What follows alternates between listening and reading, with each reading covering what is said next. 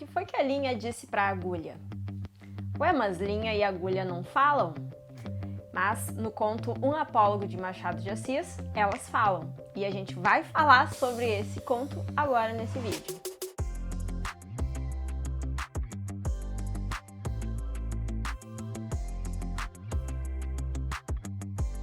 Oi pessoal, eu sou a professora Daphne, bem-vindos de volta ao canal Máquina Literária.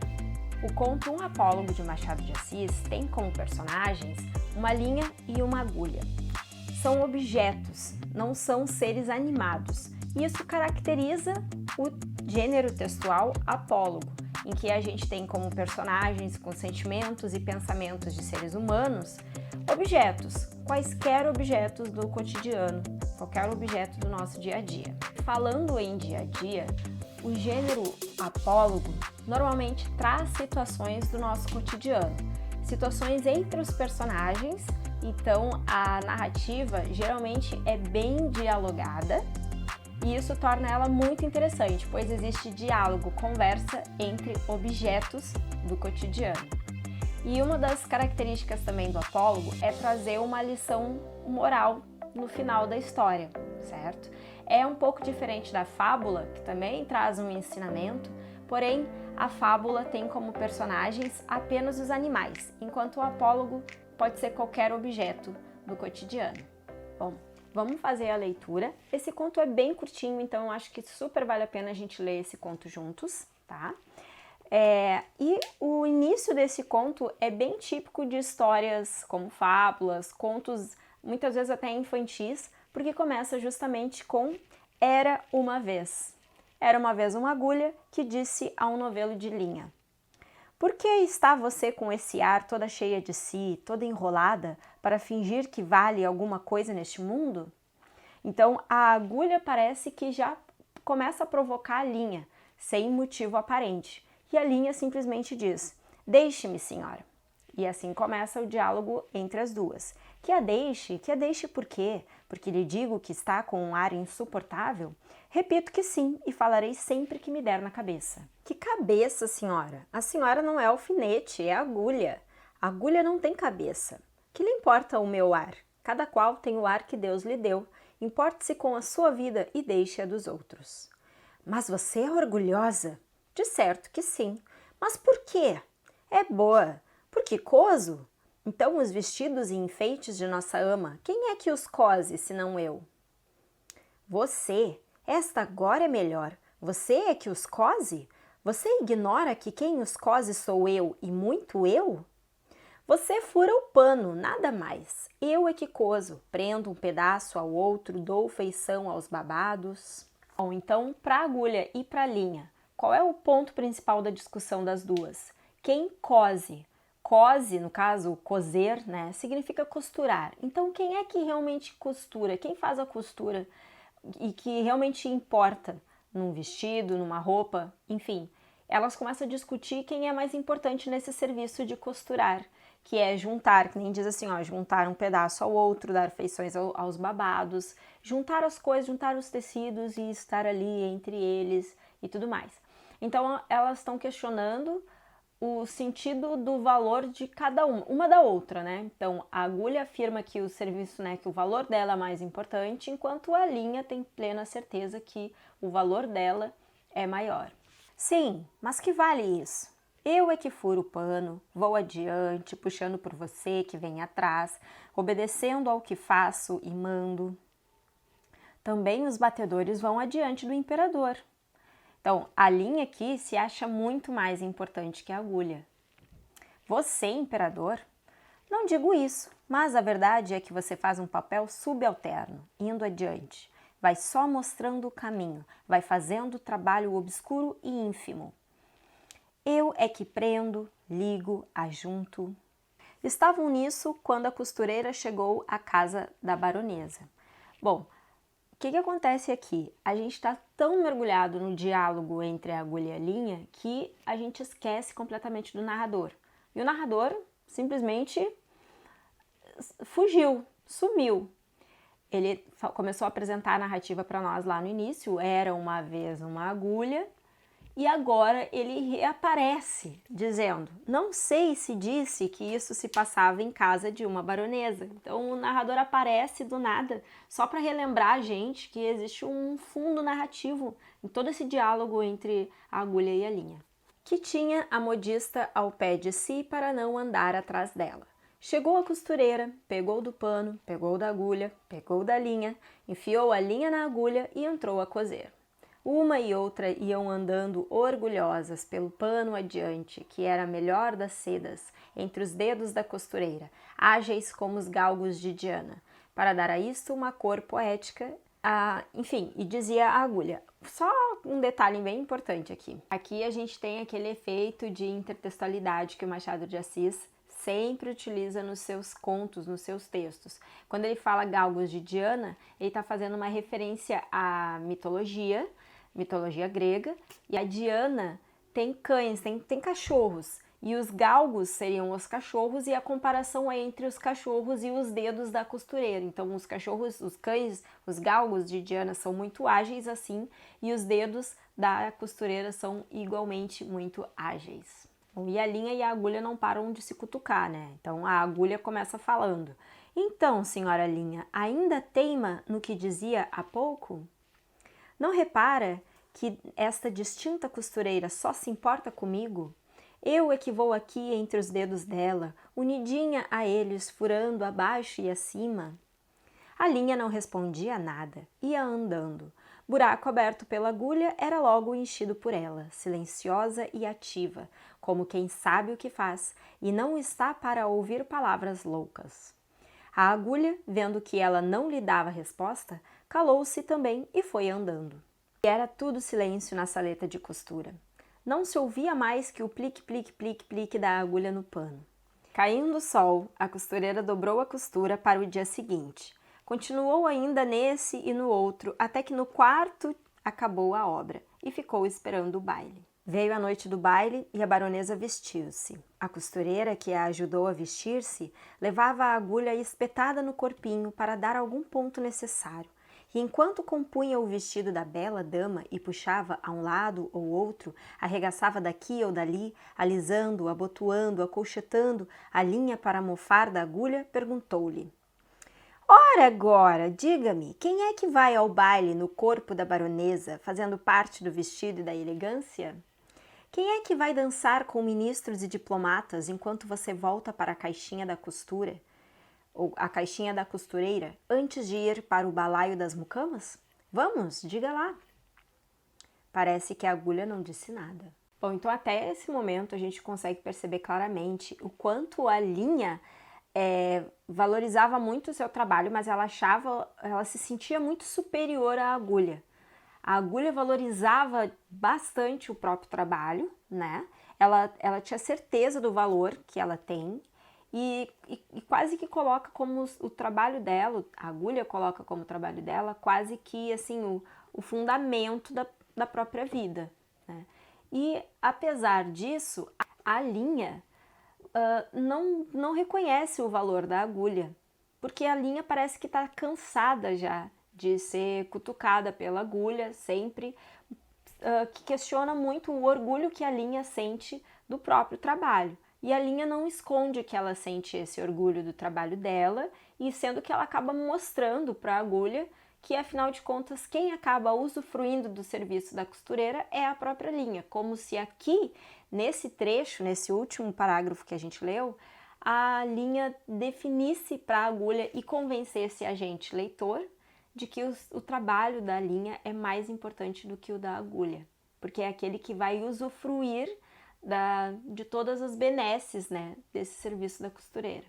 Mas um alfinete de cabeça grande e não menor experiência murmurou a pobre agulha: anda, aprende, tola. Cansas-te em abrir caminho para ela e ela é que vai gozar da vida, enquanto aí ficas na caixinha de costura. Faze como eu, que não abro caminho para ninguém. Onde me espetam, fico. Agora o narrador retorna, reaparece e fala pra gente: contei essa história a um professor de melancolia, que me disse, abanando a cabeça: também eu tenho servido de agulha a muita linha ordinária. Bom, uma análise que é bem possível da gente fazer sobre esse conto é justamente das relações de trabalho, puxando ali pela essa discussão que existe entre a linha e a agulha, o quanto que o trabalho de uma sempre acaba aparecendo mais do que o trabalho da outra. Porém, eu também gostaria de fazer uma análise, um viés um pouquinho diferente, pegando dois ganchos aqui do próprio conto, certo?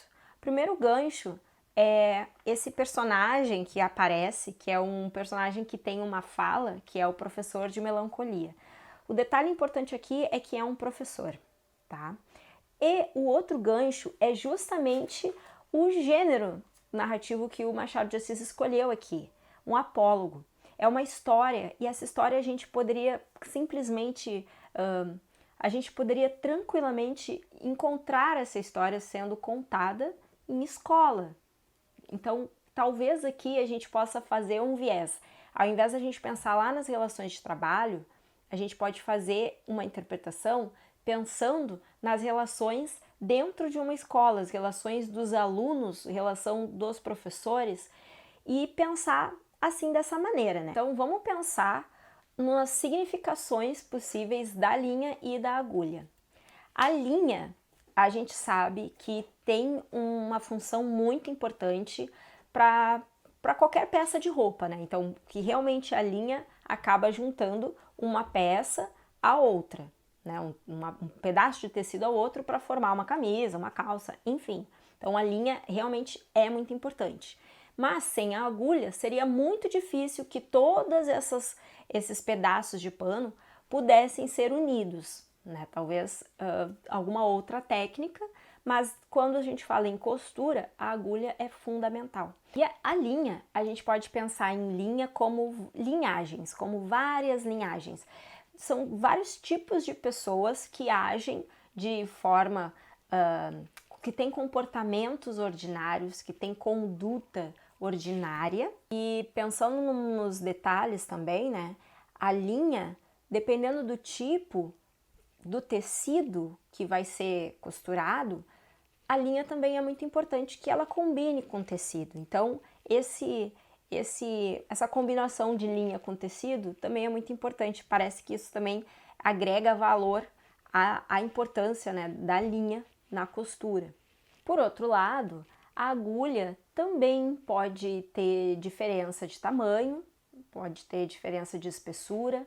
Ela também vai servir sempre para a mesma função, ela vai estar sempre sendo utilizada para passar a linha entre ela e puxar essa linha e unir os tecidos. Então, eu acho que é interessante a gente colocar, assim, a gente pontuar a função da linha e a função da agulha para pensar agora nesse sentido figurativo que o Machado de Assis trouxe para a gente, esses objetos do dia a dia com sentimentos e pensamentos de personagens, de seres humanos, digamos assim. Retomando aquele parágrafo em que a linha diz que é ela que vai no corpo da baronesa dançar com ministros e diplomatas, então é como se a gente pudesse entender assim, que quando se tem um trabalho em conjunto, um trabalho coletivo, sempre tem alguém que vai aparecer mais que outra pessoa, que também participa desse trabalho coletivo, né? Então, se a gente pensar dentro de um contexto escolar, quem faz os trabalhos para a escola? Quem é que faz os trabalhos para apresentar? Quando o professor dá um trabalho em grupo, digamos assim, sempre tem um aluno que se esforça mais, que se dedica mais, que pesquisa mais, que junta, né? Assim como a linha junta os tecidos para formar uma peça de roupa, esse aluno vai lá e junta tudo. Ele é importante porque ele junta todas as coisas, né? Mas todos os alunos seriam importantes nesse sentido, para fazer o trabalho, mas sempre tem alguns que fazem mais e outros que não fazem tanto, mas que no final sempre recebem também os louvores por aquele trabalho. E pensando na questão do professor, esse professor de melancolia pode ser no sentido que é uma pessoa, é um professor que aprova muito aluno que se esforça muito pouco, que pode ser um aluno que faz um trabalho mais ou menos, enquanto outros alunos recebem talvez a mesma nota tendo feito muito mais, tendo se dedicado e se empenhado muito mais do que aquele aluno ordinário que não faz além do necessário, além do mínimo, ou até muito menos do que o mínimo para um trabalho de grupo, digamos assim, ou um trabalho para ele simplesmente conseguir uma nota de verdade para poder passar de ano e se formar, enfim. Agora, a gente fazendo uma análise, pensando pelo lado social, das camadas sociais, a gente pode entender tanto o professor de melancolia, como a agulha, a linha e inclusive o alfinete, como elementos sociais que organizam uma desigualdade social, porque eles não estão ali no mesmo patamar. A agulha acaba fazendo um trabalho muito importante, a linha não é tão... não faz um trabalho tão importante e significativo quanto a agulha, mas é a linha que usufrui, e o alfinete quase que declara uma submissão às ordens que ele recebe, quando ele diz, onde me espetam eu fico. Então, para ele, simplesmente fazer o básico do serviço e aquilo que mandam que ele faça já é o suficiente. E outro detalhe bem interessante da gente apontar dentro desse parágrafo é quando a linha fala, né?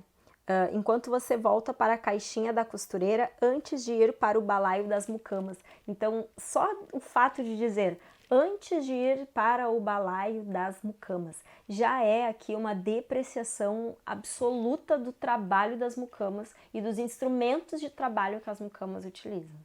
E aí a gente vê nesse conto aqui, né, pensando nas relações de trabalho, os trabalhadores sem reconhecimento, como os escravos que faziam todo o serviço pesado, até os serviços mais banais era dado aos escravos fazerem, e não tinham absolutamente nenhum reconhecimento por qualquer um desses trabalhos a que eles eram submetidos. E se a gente pensar, até hoje tem muita empresa, tem muita marca que explora os seus funcionários, que exploram os seus trabalhadores, que tratam eles praticamente como escravos também, principalmente as condições de trabalho, o pagamento por esse trabalho. Então, eu acho que é bem importante também a gente pensar o quanto esse conto é um apólogo, ele está dando para nós uma lição, e essa lição atravessa o tempo. E acaba sendo como um recado também para a gente tomar esse cuidado de perceber em que nível que as nossas relações de trabalho ainda estão em pleno século XXI. E nesse sentido que a gente também volta para a interpretação das linhas ordinárias, as linhagens ordinárias. Quem são essas linhas ordinárias? São os verdadeiros exploradores de todos os serviços, de todos os lugares, exploradores sociais, que são verdadeiros parasitas na nossa sociedade, que simplesmente sugam tudo aquilo que podem para se beneficiar e acabam não dando nenhum retorno positivo, nenhum retorno benefício para a sociedade daquilo que eles tomam da sociedade, que exploram as pessoas para obter os benefícios e simplesmente se aproveitar mesmo, ganhar a fama e os brilhos da glória. O professor de melancolia, também seguindo esse mesmo gancho, a gente pode interpretar 2 pontos aí. O professor pode ser aquele que simplesmente perpetua, né, uma mesma atitude, um mesmo comportamento, um mesmo conhecimento, ao passo que o professor é aquele que ensina. Talvez pelo próprio exemplo, ele serve de modelo para as pessoas e acaba agindo sempre da mesma maneira, perpetuando uma exploração ou algum comportamento que, nesse momento em que ele escuta esse conto, esse apólogo, ele percebe, ele se dá conta. É como se aqui ele tivesse uma tomada de consciência. E a melancolia a gente pode interpretar como uma impotência, uma incapacidade de mudar, uma incapacidade de fazer diferente. Então, o professor de melancolia é aquele sujeito que acaba sempre repetindo da mesma maneira, sem mudar nunca a ponto de melhorar a sua atitude, o seu comportamento, e contribui para que as coisas continuem assim, explorados de um lado e exploradores do outro, e essa relação de inferior e superior. Pessoal, eu espero que vocês tenham gostado dessa análise. Deixa o teu comentário, o que tu acha desse conto do Machado de Assis, curte esse vídeo, segue o canal Máquina Literária, deixa aqui nos comentários um conteúdo que tu gostaria de ver aqui no canal ou algum conto do Machado de Assis que tu quer que eu analise e a gente se vê de novo no próximo vídeo. A gente tem que lembrar de tirar foto. Pois então, nesse conto do Machado de Assis, linha... Peraí, vamos de novo. Nesse conto do Machado de Assis, linha e agulha...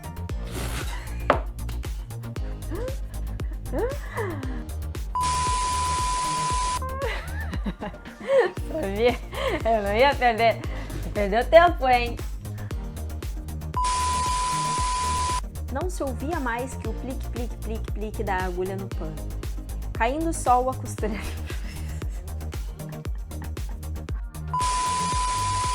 Caindo o sol, a costureira do... Tem que ter, né? Vai não ter. Bom, esse conto, gente, assim, pra mim ele parece... Ele é muito... Fugiu a palavra que eu queria dizer...